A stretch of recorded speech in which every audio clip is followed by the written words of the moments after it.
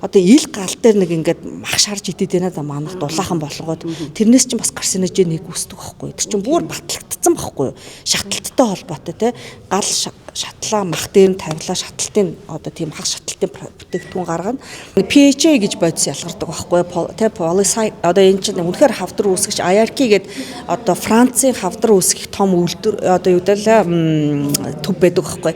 Тэдний ерөөсө хавдар үүсгэж 1 2 3 4-гээд ямар баталгаанаас хамаарад нэгийг үүсгэх 2 3 гэж үлддэг. Нэг гэдэг нь юу гэсэгээр consistently бол бүгд жигд амьтанд хүнд хавдар үүсгэх нь 100% батлагдсан бодисууд л гэсэн үг байхгүй. Тэрний нэг чинь сая энэ миний ярьдаг PHA байхгүй. Монголд ч гэсэн тэрэн дээр бүр хийгдсэн судалгаагаа агаарын бохирдлоос гардаг тэр бодисууд чинь бас тэр ордог байхгүй. За тэгэнгүүт сая айгуу гоё юм асууж байгаа нь би нөгөө сая хөдөө сумдуудаар явлаа л та. Тэгээ сумдуудаар явж хахад 8 баг эмч нартай байсан. Би ч өөрөө бас эмч хүн байхгүй. Тэгээ үзлэгээ хамт хийгээ явж байгаа. Тэгэнгүүт гарч байгаа хамгийн том асуудал толгой дараалан гэж манай эмч нар. Эхлээ би толгой дараалан гэхэд бас би чи судлаач хүн байхгүй. 100% гэж юм би итгэдэггүй.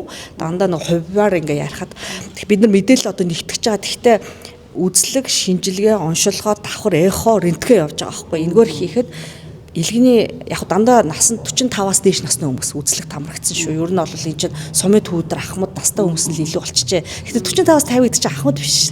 Залуу нас шүү. Америкийн президентийг харал та. 80 тагаа эцтэй. Тэгэхээр чинь залуу хүмүүс аахгүй эд ажлын үеийн нас. Тэгэхэд чинь тэр хүмүүс дандаа илгэний өглөлт тэгээд дандаа хархаг нойр булчиргаан өрөвсөл яваад хархаг нойр булчиргаан өсрөсөл.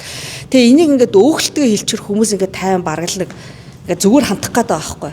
Өөхлөлт гэж яг юу хэлээд байгаа юм бэ гэхээр чин зэрэг тэр өөхлөлт чинь удаан байжгаад хатуулаг болоод сорвжилт одоо нойр булчиргаан дээр яг адилхан шүү. Нойр булчиргаан өрөвсөл гэдэг чинь за би бүр ингээд механикийн аюу амархан хэлээр товчхон танилцуулчих заяа.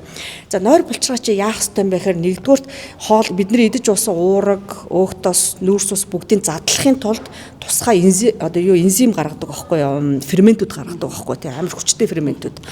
Нэгдүгürt хоёрдугаар за тэр ферментүүд нь уул нь яах ёстой гэхээр нойр булчиргаанаас итгэхгүй байдлаар тэндээ бий болоод одоо тэгээд нарийнхан суугаар дамжаад нарийн гиц гэж байдаг шүү дээ. Хүний нарийн гицд ороод тэндээ итгэвчэнгүүтээ орж ирсэн хоол, ходоодноос орж ирсэн хоолнуудыг бүгдийг задлаад бичил шим тэжээлэг цус руу тараагаад хэрэггүй юм цаашаа явуулдаг байхгүй.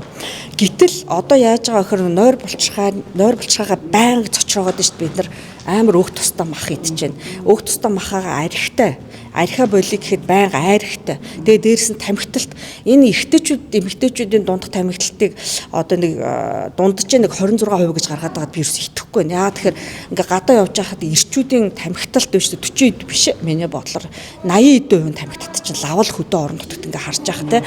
Тэгэхээр энэ тамхиталт чинь нөгөө судсыг зузааруулахаас гаднаас төрүүлдэг байхгүй судсыг давхар нөгөө цусын те нарийнхаа цусын төрүүлдэг sorry. Тэнгүүд судас нь бүдүүрчиж байгаа. Наан баахан юм ингээд нэмэгдээ те. Дундуур ингээд цус гарах боломжгүй болоод эхэлж штэ те. Улам цус харуулт нөө шигдээс унтж байгаа босхгүй нэ гэдэг асуудлууд байна штэ. За тэнгүүд нөгөө сая миний ярьсан айхтар өөх төстэй хоол. За тэнгүүд ил гал дээр шарж байгаа тэр нөгөө махнууд тэрийг айраг тамхиталт эднэр ингээд тавуулаа нэмэгдээд идж байгаа махан дээр юусоо ингээд шин ногоо идэхгүй. Эслэг гэж юм мэдхүүгээ асуухаа гараа өргөдөг хэрүүс эслэгийн тоо сонссон байхгүй байхгүй. Тэр эслэгчийн уулан дээр ходоодны састыг бүрхэд махныхаа хорыг ингэж гатгшуулахад туслах хэрэгтэй байхгүй. Тэгэхээр чин тэрийг хэрэглэхгүй байгаад ахаар ингээ бүгдээрээ нийлээд нойр булчиргаа байнгын л ингээ цочроод байгаа гэсэн. Цочрох тусам нөгөө нэг одоо энзим ялгаруулад нарийн суугаар нарийн гиц рүү орох хэрэгтэй юм а бүглөөд тэнд бүглэрэнгүүд нойр булчиргаанда нөгөө айхтар хүчтэй ферментүүд чи итгэвчээд нойр булчиргаа өөрөөрөө идээд эхэлж байгаа байхгүй. Өөрөөрөө хайлуулад төсөөлтөө та нар ингээд өөрөөрөө хайлуулад тэгээд эхлэнгүүт чинь сорвжилт болдог байхгүй нойр булчиргаач. Сорвжилт үүслэхээр нөгөө гаргах хэвээр ферментүүдээ гаргахгүй. Нөгөө сахар задлдаг инсулин энтрээ бүр ялгарахгүй. Тэгээд дагалцсан зарим нь бүр сахарны диабетес 3 гэж нэрлэдэг тийм шинж тэмдэг гарна. За тэрнээсээ гадна нөгөө сорвчсан юмнууд чинь шууд хавдар урдл болно. Тэрийг мэдхгүй дүлээ яваад идэг байхгүй нэг жоохон хаяа өвдөх нь янз янз юм уучаал дараа яваад идэг. Тэгэл үзүүлэхэд хавдар. Баггүй ерөөсөө л удчихаар. Тэр энэ асуудал дээр бид нар үнэхээр хэрэгтэй газар нь одоо энэ зөв шим тэжээлийн ойлголт. яагаад арих болохгүй, яагаад тамхи, яагаад айраг болдгүй те.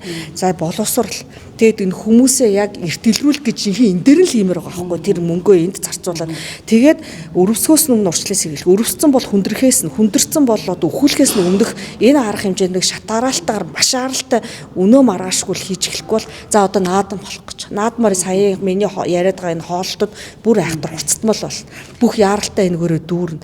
Энийгээ цөмөөрөө одоо нөгөө бэлэг дэмбэрлээд иймэрхүү юм нэг ярихад жоохон хүмүүс ингээд баярын үеэр дургуцаад байдаг юм шиг баг. Гэтэ би бүр хэлмээр эмч хүний хувьд бүр олон хүнд хүрээсэй л гэж бодож байна яг.